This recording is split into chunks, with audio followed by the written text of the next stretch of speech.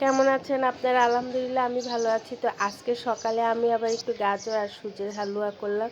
তো এই গাজর আর সুজির হালুয়াটা খেতে কিন্তু অনেক মজা হয়েছিল। তো চলেন আমরা কিভাবে গাজর আর সুজির হালুয়াটা করছি।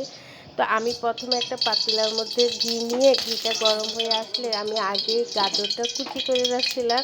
সেই গাজরটা আমি এই ঘিয়ের মধ্যে কিছুক্ষণ ভেজে নিব। মানে সিদ্ধ হওয়া পর্যন্ত আমি এই ঘিয়ের মধ্যে এই গাজরটা প্রথমে ভেজে নিব। ঘিয়ের মধ্যে যখন এই গাজরটা ভাজা হয় তখন কিন্তু অনেক সুন্দর একটা ফ্লেভার আসে। আর ভাজতে ভাজতে একসময় দেখা যাবে যে গাজরটা সিদ্ধ হয়ে আসছে, তখন আমি এই গাজরটা নামিয়ে রাখবো। তারপরে এই পাতিলার মধ্যে আমি আবার কিছু ঘি নিয়ে নিব। আমি এই হালুয়াটা সম্পূর্ণ ঘিয়ের উপরে করব, সয়াবিন তেল দিব না।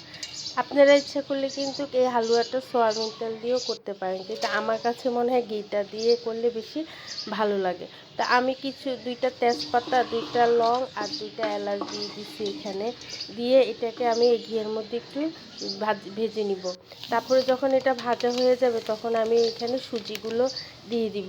এই ঘিয়ের মধ্যে আমি সুজিগুলো অনেকক্ষণ ভাজি করব, যতক্ষণ সুজিগুলো একটু ব্রাউন কালার না আসা পর্যন্ত আমি এই সুজিগুলা ভাজি করে নিব এই ঘিয়ের মধ্যে। আমি আজ কয়দিন ধরে পরোটা বানাইতে পারিনি, আর আমার ঘরে পরোটাই খায় বেশি, রুটিটা তেমন একটা খায় না। তো আমার হাজব্যান্ড কয়দিন ধরে হোটেলে যেয়ে নাস্তা করে আসতেছে, তো ওর কাছে এই হালুয়াটা নাকি খুব ভালো লাগে। ও প্রতিদিন এসে বলে এই হোটেলের এই হালুয়াটা খুব মজা, তোমাকে একদিন নিয়ে যাব। কিন্তু আমার আবার বাইরের খাবার তেমন একটা পছন্দ না। আর এই হালুয়াটা আমি বানাইতে পারি, কিন্তু আমি কখনো এটা বানায় ওকে খাওয়াইনি। আজকে একটু মনে হলো যে আজকে একটু বানায় ওকে খাওয়াই।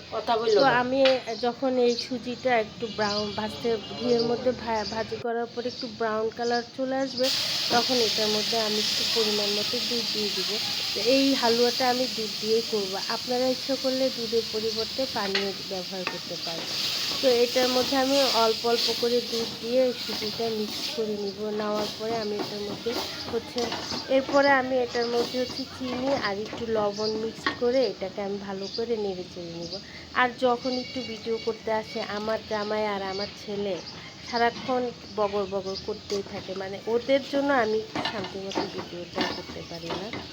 হ্যাঁ, তারপরে এখন হচ্ছে আমি ভালো করে দুধটা দিয়ে চিনি দিয়ে লবণ দিয়ে ভালো করে মিক্সড যখন হয়ে যাবে, তখন আমি যে আগে ঘিয়ের মধ্যে গাজরটা ভাজি করে রাখছি সেই গাজরটা আমি এখানে দিয়ে দিব। দিয়ে আমি অনেকক্ষণ এটা নেড়ে চেড়ে নিব।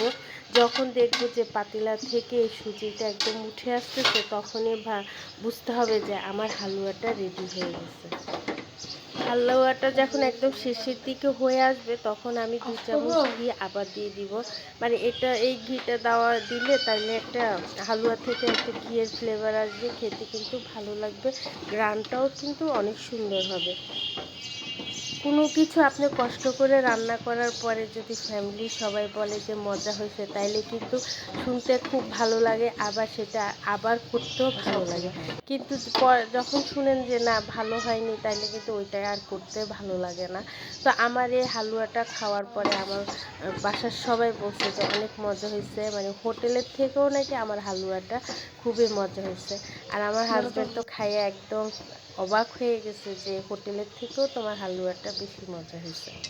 তো এইটা শোনার পরে আমার খুবই ভালো লাগছে, মানে আবার করে ওদেরকে খাওয়াইতে আমার আবার ইচ্ছা করছে। তা আমি আবার অন্য এক সময় ওদেরকে করে খাওয়াবো। তারপরে শেষে যখন আমি উঠায় ফেলবো এই হালুয়াটা, তখন আমি আবার এর মধ্যে কিছু কাঠ কাঠবাদাম দিয়ে দিব কুচি করে। দিয়ে আমি এটা আবার কিছুক্ষণ নেড়ে চেড়ে তারপরে আমি হচ্ছে একটা প্লেটে ঢেলে নেওয়ার পরে তেজপাতা, লং আর যে এলাচগুলো দিছি সেগুলো আমি বেছে ফেলে দিব। তারপরে এই প্লেটে আমি এই হালুয়াটা সুন্দর করে মেলে নিব। মেলে আমি একটা ছুরি দিয়ে সুন্দর করে পিস পিস করে কেটে নিব। এই তো আমার দেখেন সুজি আর গাজরের হালুয়া রেডি হয়ে গেছে। এই হালুয়াটা এতই মজা হয়েছিল যে আমাদের সকালে হালুয়াটা শেষ হয়ে গেছে নাস্তার সাথে। তা আপনারাও যদি কখনো বানান তাহলে দুধ আর ঘি দিয়ে এই হালুয়াটা বানাবেন, তাহলে দেখবেন যে অনেক বেশি মজা হয়। তো আজকে এই পর্যন্তই। আপনারা সবাই ভালো থাকবেন। আল্লাহ হাফেজ। আসসালামু আলাইকুম।